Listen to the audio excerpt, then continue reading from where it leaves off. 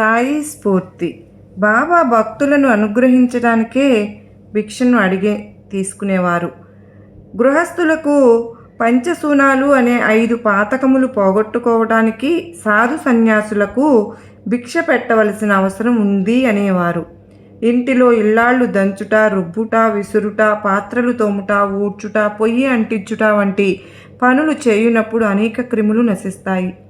ఈ పాపాల నుంచి విముక్తి చేయుటకు గృహస్థుల నుండి బాబా భిక్ష స్వీకరించేవారు. వారిని పాప విముక్తులుగా చేయుటయే సాయినాథుని సంకల్పము. సాక్షాత్తు దైవస్వరూపుడైన బాబా తమ ఇంటి ముందు భిక్షకై నిలిచినప్పుడు సాయినాథునికి భిక్ష ఇచ్చిన ఆ గృహస్థులు ఎంత భాగ్యశాలురో కదా. మా పూజా మందిరంలో బాబా ఉన్నారు కదా, మా అందరికీ బాబా అంటే ఇష్టం కదా, అందుకే అమ్మా నేను బాబాను చక్కగా మా మధ్యకు చేర్చాను చూడండి.